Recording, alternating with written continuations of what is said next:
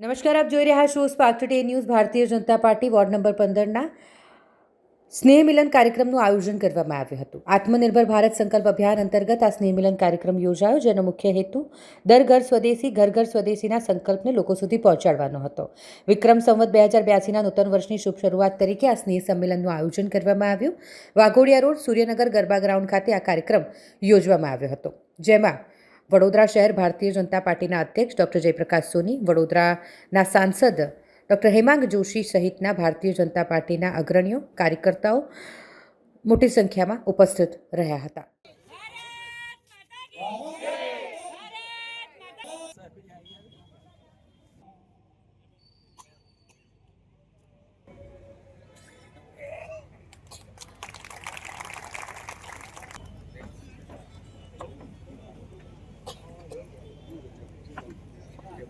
મુખ્ય દંડક અને રાવપુરા વિધાનસભાના લોકલાડીલા ધારાસભ્ય શ્રી ભારતીય જનતા પાર્ટીની વર્ષોની પરંપરા પ્રમાણે દર વર્ષે નૂતન વર્ષના સ્નેહ મિલન સમારંભનું કાર્યક્રમનું આયોજન અલગ અલગ વોર્ડના માધ્યમથી કાર્યકર્તાઓ કુટુંબની ભાવનાથી એકબીજા સાથે જોડાય એ રીતે થતું હોય છે. તે જ પ્રમાણે આ વખતનું પણ વોર્ડ નંબર 15નું આ કાર્યક્રમનું આયોજન કરવામાં આવ્યું છે.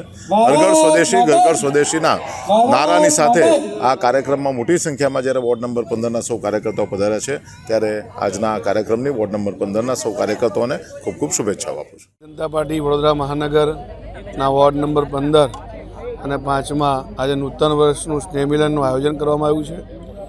આત્મનિર્ભર ભારત સંકલ્પ અભિયાન અંતર્ગત વડોદરા શહેરના 19 વોર્ડની અંદર આજ પ્રમાણેના નૂતન વર્ષના સ્નેહ મિલનના કાર્યક્રમો કેટલાક જગ્યાએ થઈ ગયા છે, કેટલાક જગ્યાએ આજે છે, કેટલાક આવતીકાલ અને પરમ દિવસે પણ છે. 25 સપ્ટેમ્બરથી શરૂ થયેલું આ અભિયાન 25 ડિસેમ્બર સુધી ચાલવાનું છે.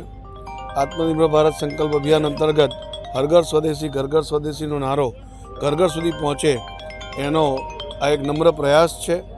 અને સૌ નાગરિકોને અપીલ કરીએ છીએ કે આવનારા વર્ષમાં આપણે જે પણ કંઈ વસ્તુ ખરીદીએ, સ્વદેશી વસ્તુ ખરીદવાનો આગ્રહ રાખીએ. ભારતના દેશના લોકોના મહેનતથી બનેલી, ભારતના દેશના લોકોના પરસેવાથી બનેલી વસ્તુઓ વાપરીએ અને ભારતના અર્થતંત્રને મજબૂત બનાવીએ.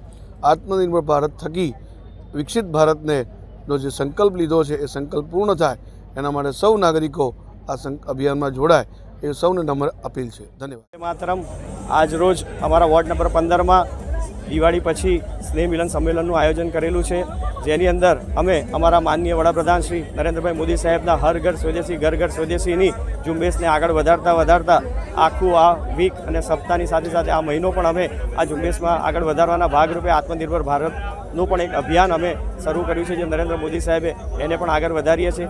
આજના સ્નેહ મિલન સમારંભમાં વડોદરા શહેરના યશસ્વી અધ્યક્ષ ડૉક્ટર જયપ્રકાશભાઈ સોની સાહેબ, અમારા વિધાનસભા જે છે શહેર વિધાનસભા એના લોકલાડીલા ધારાસભ્ય ડૉક્ટર મનીષાબેન વકીલ, કે જેમને હમણાં જ ગુજરાતના મંત્રી તરીકેની જવાબદારી પણ સોંપવામાં આવી છે, સાથે ગુજરાત વિધાનસભાના મુખ્ય દંડક બાલકૃષ્ણભાઈ શુક્લા સાહેબ અને અમારા મુખ્ય વક્તા તરીકે પૂર્વ પ્રમુખ વડોદરા શહેરના ડૉક્ટર વિજયભાઈ શાહ સાહેબ આવી રહ્યા છે. સાથે સાથે રંજનબેન ભટ્ટ, જે પૂર્વ પ્રમુખ અને પૂર્વ સાંસદ છે, એ પણ વક્તા તરીકે અમારે ત્યાં આવી રહ્યા છે.